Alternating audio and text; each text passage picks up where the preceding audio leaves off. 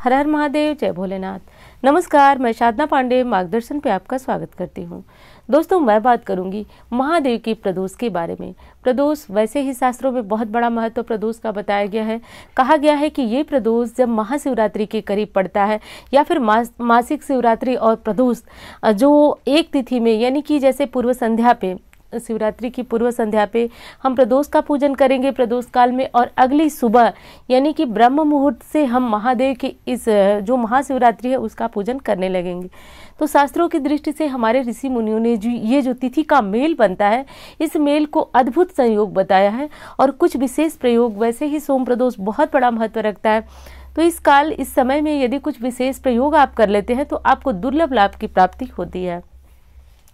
दोस्तों, व्रतधारी जब आप व्रत रखेंगे सोम प्रदोष का, तो आपको एक चीज़ का ध्यान रखना है कि सोम प्रदोष, जैसे कि आप सोम प्रदोष कर रहे हैं तो सिर्फ सोम प्रदोष ही आपको नहीं करना है। महीने में जितने जिस वार में प्रदोष आ रहे हैं वो करना है, और कम से कम 1 साल या फिर जितनी आपकी इच्छा हो उतना करने के बाद आपको प्रदोष का उद्यापन करना है। वैसे मैं ये बात नहीं बताती हूँ, लेकिन पिछली बार किसी ने पूछा था इसलिए मैं ये बात बता रही हूँ। इस चीज़ का ध्यान रखिएगा। अगली चीज़ ये भी है कि प्रदोष के दिन जो है वो ब्रह्म मुहूर्त में जगना होता है, और जग करके आपको अपनी सारी तैयारियां करके घर पे अपने मंदिर में पूजा करना होता है। विशेष पूजा होती है संध्या समय प्रदोष काल में। तो प्रदोष काल का जो शुभ समय है वो शाम को 6:04 से और रात 8 बजे तक ये पूजा कर सकते हैं। वैसे ये समय जो मैंने बताया शाम 6:04 तक से रात 8 बजे का ये समय जो है वो विशेष है। इस मुहूर्त में, इस समय काल में आप अपनी पूजा संपूर्ण कर लें। दोस्तों, प्रदोष के दिन एक चीज़ का ध्यान रखना चाहिए कि पूरे दिन आपको महादेव के मंत्र का जप करना चाहिए। ओम नमः शिवाय जो कि पंचाक्षरी मंत्र है, महिलाओं को नमः शिवाय ओम का जाप करना चाहिए। महामृत्युंजय मंत्र का जप कर सकते हैं। लेकिन पूरे दिन महादेव के लिए ये दिन समर्पित है, तो हमें सिर्फ शारीरिक रूप से व्रत नहीं रखना चाहिए बल्कि मानसिक रूप से भी महादेव का उच्चारण और नाम लेना चाहिए। अब बात कर लेते हैं कि जब संध्या के समय आपको पूजन करना है तो कौन सा महा उपाय करना है। उससे पूर्व एक चीज़ आपको बता दूं कि जिन लोगों को मंदिर में ये व्यवस्था नहीं है, कुछ लोग कहते हैं कि उनके यहाँ मंदिर में पंडित जी जल नहीं चढ़ाने देते हैं, तो ऐसे में क्या किया जाए।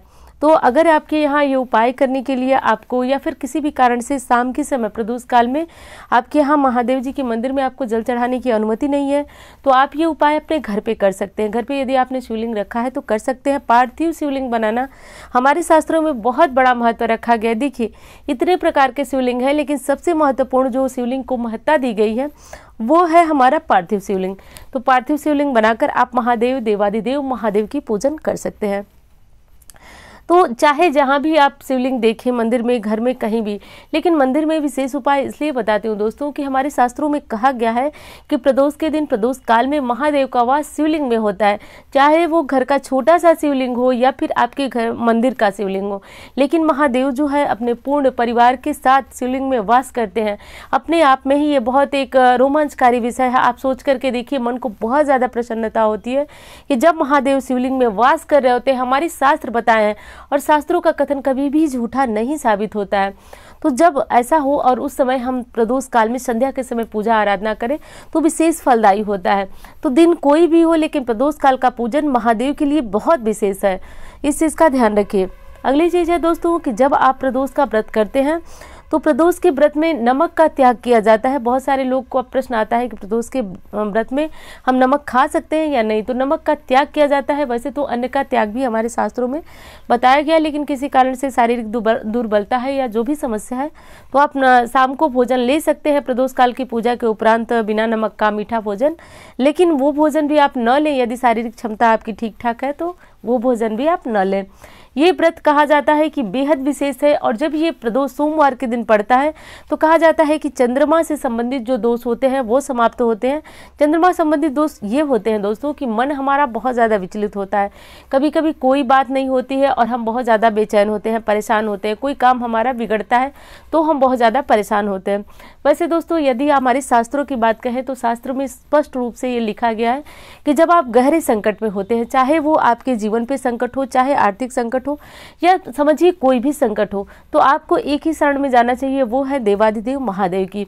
यानी कि एक चीज़ का ध्यान रखिए, जहाँ अंत है वहाँ महादेव है। जहाँ आपका अंत का मतलब कि जहाँ आपकी समय सीमा जो है समाप्त हो चुकी है, आपका दिमाग जाना बंद हो चुका है, वहाँ पे आपको महादेव के शरण में जाना ही जाना है। जब हमारी सोच एकदम समाप्त होती है, आपको किसी को भी लगता है कि अब रास्ते सारे बंद हो चुके हैं, अब हम कुछ सोच नहीं सकते, तो वो स्थिति दोस्तों एक चीज़ का इशारा करती है कि आपको देवाधिदेव महादेव की शरण में जानी चाहिए। तो ये उपाय वो लोग भी कर सकते हैं जो व्रत रखते हैं, और जो नहीं रखते हैं वो भी बेहिचक इस उपाय को कर सकते हैं। शुद्ध सात्विक अपना भोजन रखिए, लहसुन प्याज का त्याग कीजिए, और बिना किसी बात का संशय किए मन में कि हमने नमक खाया, हमने ये किया वो किया, अच्छी तरह से बढ़िया से स्नान कीजिए। स्नान करने के बाद पूजा की थाली अपनी ठीक ठाक कीजिए, रखिए उसमें सारे सामान, और रख करके मंदिर जाइए और कुछ मत सोचिए, बस महादेव का पूजन कीजिए। दोस्तों कहा गया है कि इस विधि से पूजन करने वाले को संपूर्ण प्रदोष व्रत का लाभ मिलता है। तो शारीरिक क्षमता है तो व्रत करें, नहीं है तो इस विधि से पूजन करें। आज की जो पूजन की विशेष चीज़ है वो मैं आपको बताती हूँ। सबसे पहले तो दोस्तों आपको थोड़ा सा मूंग ले लेना है। मूंग आप भिगा के भी ले सकते हैं, सादा भी ले सकते हैं। थोड़ा सा मूंग ले लेना है, और आपको जो विशेष लेना है वो लेना है 11 दाने चावल के। तो चावल के 11 दाने ले लीजिएगा, मूंग ले लीजिएगा, और सफ़ेद जो फूल आते हैं वो ले लीजिएगा। देखिए ये तीनों चीज़ें बहुत इंपॉर्टेंट है, इसलिए इन चीज़ों की व्यवस्था आप पहले से ही कर लीजिएगा। सफ़ेद फूल और चावल तो हमको मिल ही जाएगा। चावल किसी भी स्थिति में टूटे नहीं होने चाहिए। तो ये करके दोस्तों कहा गया है, और लाल किताब में भी इस उपाय का वर्णन किया गया है कि जो व्यक्ति अपने जीवन में निराश हो गया, हताश हो गया, वो इस उपाय को यदि 5 प्रदोष लगातार कर लेता है, जैसे कि आपने सोमवार से शुरू किया, तो जरूरी नहीं है कि अगली बार सोमवार को ही प्रदोष आएगा, मंगलवार को आ सकता है, बुधवार को आ सकता है, किसी भी वार को आ सकता है। तो गिन के 5 प्रदोष इस उपाय को कीजिए। उपाय को करते हुए आपको और कुछ नहीं करना है। मन की कामना तो हमारे मन में है, हम सोचते ही रहेंगे, लेकिन आपको बस पंचाक्षरी मंत्र या फिर महामृत्युंजय मंत्र का जप करना है। आप ये उपाय यदि मंदिर में करते हैं तो बहुत श्रेष्ठ परिणाम की प्राप्ति होती है। शाम के समय ही करना है, इस चीज़ का ध्यान रखिएगा। तो ये उपाय कीजिए, 5 दिन गिन करके कीजिए। 5 कोई भी दिन पड़े, प्रदोष के दिन, प्रदोष काल में आप ये पूजन कीजिए। कोशिश कीजिए कोई ऐसा मंदिर देखिए जहाँ पे आपको आसानी से ये चढ़ाने की अनुमति हो, क्योंकि जब आप जल ही नहीं चढ़ाएंगे तो पूजा तो पूर्ण मानी ही नहीं जाएगी। कहा जाता है कि जब तक हम महादेव को जल नहीं समर्पित करते हैं हमारी पूजा पूर्ण ही नहीं होती है। इसीलिए तो महादेव लिंग रूप में पूजे जाते हैं। ऐसा कर लीजिएगा। उसके बाद जो अगला उपाय है उसको बहुत ध्यान से सुनिएगा। आपके मन में कोई भी कामना हो, आपका विवाह नहीं हो रहा है, बच्चों का विवाह नहीं हुआ, आजकल ये समस्याएं बहुत बड़ी है, तो किसी भी बच्चे का विवाह नहीं हो रहा है तो माँ भी ये उपाय कर सकती है, स्वयं बच्चा या बच्ची भी इस उपाय को कर सकते हैं। घर में धन की कमी है, आपको रोग बहुत ज़्यादा हो गया है, बच्चे बीमार रहते हैं, पति बीमार रहते हैं, परिवार में एक न एक समस्याएं लगी रहती है, घर में बहुत ज़्यादा लड़ाई होती है, तो मोटे शब्दों में कह दूँ तो दुनिया की कोई भी समस्या के लिए आप इस उपाय को कर सकते हैं।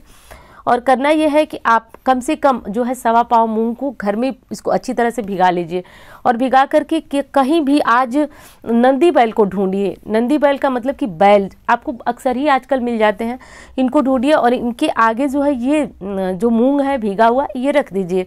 और दोस्तों कहा जाता है कि ये उपाय चमत्कारी है। मैं 5 प्रदोष बता रही हूँ, हो सकता है इससे पहले ही आपका काम पूर्ण हो जाए। इस चीज़ को ध्यान रखिएगा। और दूसरी चीज़ आपको बता दूं दोस्तों कि इस उपाय को करते समय अक्सर हम प्लास्टिक में ये दे देते हैं, तो वो बैल जो है प्लास्टिक भी खा जाते हैं। तो इस तरह का उपाय जब करना हो तो आप कोई जो पेपर वगैरह ले लें, प्लास्टिक न लें, क्योंकि इस तरह की गलतियां हो जाती हैं। मुझे भी एक फ़ोन आया था कि उन्होंने खिलाया तो बैल जो है प्लास्टिक खाने लगा, तो ये तो हमारी गलती है, हमें प्लास्टिक में देना ही नहीं चाहिए। तो इस तरह के उपाय करते समय प्लास्टिक न दें, आप इस बात का ध्यान रखें, प्लास्टिक में करके बिल्कुल भी न दें। इस उपाय को कीजिए दोस्तों। मैं 5 प्रदोष कह रही हूँ, लेकिन ये अंतिम कह रही हूँ, इससे पहले आपके सारे काम पूर्ण हो जाएंगी। ये बहुत विशेष उपाय है। देखिए एक चीज़ आपको बता दूं कि कई स्थानों पे हमने पढ़ा है कि शिव महापुराण में नंदी जी का बहुत विशेष महत्व कहा गया है। शिव गणों में सबसे प्रिय उनके नंदी हैं। अब जब आप नंदी के कान में अपनी मन्नत कहते हैं तो देखिए ये आज की परंपरा नहीं है, न ही कोई रूढ़िवादिता है कि हम और आप बस कहते जा रहे हैं कि नंदी को ऐसे कीजिए वैसे कीजिए। ये उपाय जो है माता पार्वती ने किया था। जब महादेव समाधि मुद्रा में थे तो उन्होंने नंदी के कानों में अपना जो संदेश है वो कहा था। नंदी के द्वारा महादेव को जो आत्मा से नंदी ने अपने पुकारा था महादेव को, और तब जाके महादेव की समाधि टूटी थी। तो ये आज का उपाय नहीं है। नंदी की सेवा करने से, नंदी को कुछ खिलाने से, नंदी को कान में अपनी बात बोलने से बहुत शीघ्र हमारे मन की बात महादेव तक पहुंच जाती है। तो ये बहुत अच्छा माध्यम है, बहुत अच्छा उपाय है। इस उपाय को कर डालिएगा। और कल सोम प्रदोष है, तो इस चीज़ का भी ध्यान रखिएगा कि यदि दूध मिले आपको, मैंने उपाय बताया तो इसका मतलब ये नहीं है कि बस आपको जाना है और इसी उपाय को करके भाग चलना है। ऐसा कुछ नहीं करना है। उपाय करना है, लेकिन सारी पूजा पाठ की जो नियम है उनका पालन करते हुए ये काम करना है। और दोस्तों, कल जैसे कि प्रदोष काल में मैं बताती हूँ, दीपक जरूर जलाइएगा। शिवलिंग के पास दीपक जरूर जलाइएगा। दीपक कैसा होना चाहिए? आप सभी जानते हैं, मिट्टी का होना चाहिए, क्योंकि जब आप मंदिर में जलाते हैं तो आप पीतल का दीपक जलाएंगे तो लेने तो जा नहीं पाएंगे।